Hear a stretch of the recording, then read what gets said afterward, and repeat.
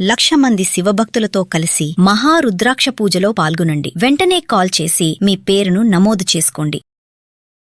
నమస్తే. ప్రజెంట్ మనతో పాటు ఉన్నారు సీనియర్ ఐపీఎస్ ఆఫీసర్ రెడ్డన్న గారు. నమస్తే సార్. నమస్కారం అండి. సార్, సిటీలో ఈ మధ్యన చూసుకుంటే తరచుగా అమ్మాయిలు లిఫ్ట్ అని అడిగి, కొంచెం అవుట్స్కర్ట్స్ అలాంటి ప్రదేశాలలో లిఫ్ట్ అడిగి అబ్బాయిల్ని ట్రాప్ చేయడము, తర్వాత బ్లాక్మెయిల్ చేయడము ఇలాంటివి జరుగుతున్నాయి. మనం దీని మీద ప్రీవియస్ ఒక వీడియో కూడా మాట్లాడుకున్నాం. ఇప్పుడు సిటీ అవుట్స్కర్ట్సే కాకుండా సిటీలో కూడా మధ్యలో అంటే లైక్ కుక్కట్పల్లి అలాంటి ఏరియాస్లో చూసుకుంటే ఎప్పుడైతే 10-11 టైం దాటుతుందో అమ్మాయిలు కొంతమంది మాస్కులు పెట్టుకొని, ఇంకా అంటే వాళ్ళు ఏంటంటే లగ్జరీ లైఫ్ కోసం అనుకోవాలా, మరి చదువుకోవడానికని వచ్చి, కొంతమంది అందరి గురించి కాదు సార్, అంటే దీన్ని హనీ ట్రాప్ అని అనుకోవచ్చు అంటారా? చాలా మంది వింటున్నాను.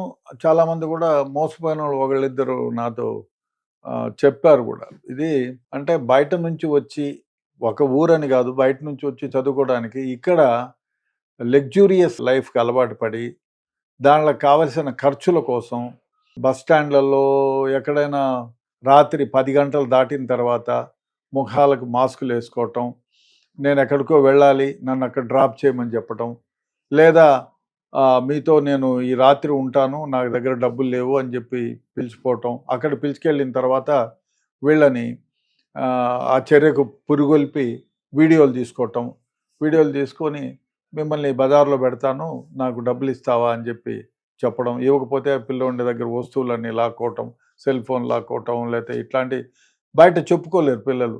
చాలామంది ఏం చేస్తున్నారంటే, లేదు అంటే ఫలానా దగ్గర వదిలిపెట్టమని నన్ను జాకెట్ అది చించుకొని నన్ను ఇబ్బంది పెడుతున్నాడని చెప్పి గొడవ చేయటం, వాళ్ళ దగ్గర ఉన్న డబ్బులు అది వసూలు చేసుకోవటం. కొన్ని సందర్భాల్లో అయితే పెద్దవాళ్ళని కూడా, స్టూడెంట్ని చిన్నపిల్లల్ని కాదు పెద్దవాళ్ళని కూడా హనీ ట్రాప్ చేయటం, ఏదో హస్క్గా మాట్లాడటం, నాకు ఎక్కడో కారు లిఫ్ట్ ఇమ్మని చెప్తాం, ఇచ్చిన తర్వాత మీరంటే నాకు ఇష్టం, ఐ లవ్ యూ అనో ఇంకోటనో ఇంకో విధంగాని, మీరు నన్ను గార్డియన్గా ఉండను, వాళ్ళని మభ్య పెట్టడం, మాట్లాడటం, వాళ్ళ తర్వాత కొద్ది రోజుల తర్వాత నేను మీతో ఎంజాయ్ చేయాలనుకుంటున్నాను, మీరంటే నాకు ఇష్టం అని ఇట్లాంటి మాటలు మాట్లాడి ఆయన వలలోకి వేయడం, ఎక్కడైనా ఒక ప్రదేశానికి తీసుకెళ్ళడం, ఆ ప్రదేశంలో వాళ్ళు ఏం చేస్తారు, ఆ వీడియోలు తీసుకోవటం, ఈ వీడియోలు బయటపడతాను నా దగ్గర నాకు డబ్బులు ఇమ్మని చెప్పి, ఈ విధంగా చాలామంది మోసపోతున్నారు. Well educated మోసపోతున్నారు.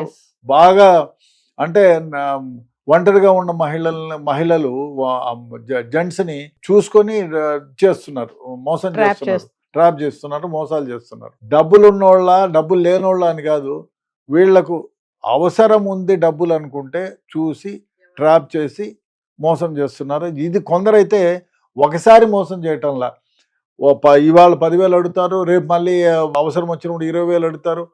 వాళ్ళకి అవసరం వచ్చినప్పుడల్లా ఈ బ్లాక్మెయిల్ కార్డు బయట పెట్టి మోసాలు చేస్తున్నారు.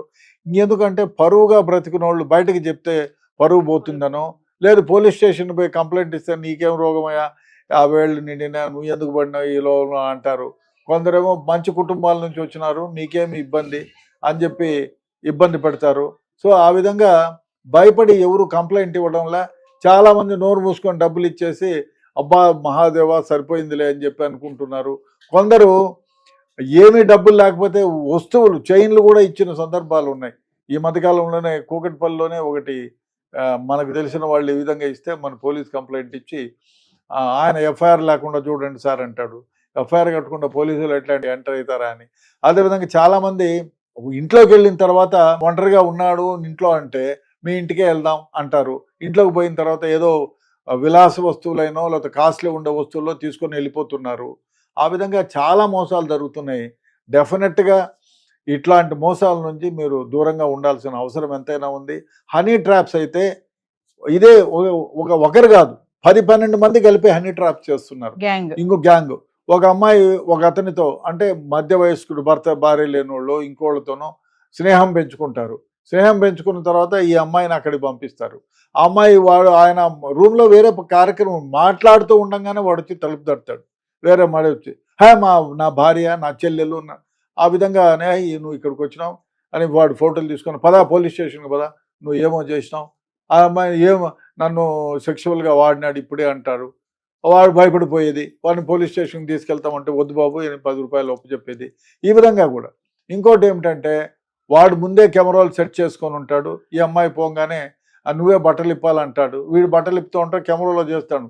వాడు అవి ఫోటోలు చేయడంగానే వాడు తలుపు తడతాడు వస్తాడు, నా చెల్లెలో నా వైఫ్నో మా అక్కనో అని చెప్తాడు, ట్రాప్ చేస్తాడు, మోసాలు ఈ విధంగా చేస్తుంది. ఇంకోటి ఏమిటంటే వీళ్ళను మీరు తోసేసినారు, కింద పడుకున్నారు, దెబ్బలు తగిలినాయి, ఆ అమ్మాయి వీడు ఏదో వచ్చి తలుపు తడితే తోయడమో ఏదో జరిగింది, లేకపోతే ఆ అమ్మాయి కింద పడి మూర్చపోయినట్టు అయిపోవడం, నువ్వేమో చేసినావు మూర్చపోయింది, మా అమ్మాయి చలో హాస్పిటల్ పోవడం, ఆ అమ్మాయిని అట్లా అక్కడ నుంచి టాక్సీ తీసుకొచ్చేసి ఎక్కించుకుపోవడం, 20-30 కట్లు కట్టడం, ఆ హాస్పిటల్లో ఫోటోలు చూడడం, అయిపోయింది చూడు తలకు దెబ్బ తగిలింది, ఫోటోలు అన్ని పెట్టడం, 2 లక్షలు బిల్ అయింది, అంతా ట్రాప్, అంతా సెట్టింగ్స్ ఉంటాయి. ఈ విధంగా కూడా చాలా మందిని చాలా విధాలుగా మోసం చేస్తున్నారు, గ్యాంగ్స్ ఉన్నాయి. అది వీళ్ళు మీతో మోసం చేసిన తర్వాత ఆ ఫోన్ నంబర్ మారిపోయి ఇంకో ఫోన్ నంబర్ వస్తుంది. ఈ విధంగా విచ్చలవిడిగా కనిపించినట్టు మోసాలు చేస్తున్నారు, హనీ ట్రాప్ చేసి చాలా మంది జీవితాలతో ఆడుకుంటున్నారు. చాలా మంది విషం దాగి చచ్చిపోదామా ఈ బాధలు భరించలేక అన్నంత దూరం కూడా ఆలోచిస్తున్నారు. ఇందాక ఒక మాట అన్నారు, పెద్ద పెద్ద వాళ్ళు కూడా ఉంటారు, వాళ్ళ పరుగులు పోతాయి అని చెప్పేసి, నిజంగా ఉంటారంటారా సార్? 100% ఉన్నారు. ఏజ్డ్ వాళ్ళు ఏముంది, స్నేహంగా ఉంటాను అంటారు, ఏముందిలే మనం స్నేహంగా ఉంటే తప్పేముంది అని. ఇప్పుడు ఎవరైనా ఒక అమ్మాయి వచ్చి గుడ్ మార్నింగ్ సార్ బాగున్నారా, నాకు ఈ కేసులో సహాయం కావాలని ఎవరైనా అడిగితే సరే అమ్మా అంటాం. ఎవరైనా లేదు సార్ అది నాకేమైనా అవసరం ఉంది అట్లా అంటే ఏం కావాలో చెప్పని మామూలుగా అంటారు. ఆ స్నేహం పెంచుకొని అక్కలాగానో చెల్లిలాగానో కూతురులాగానో చూసే సందర్భాలు ఉంటాయి.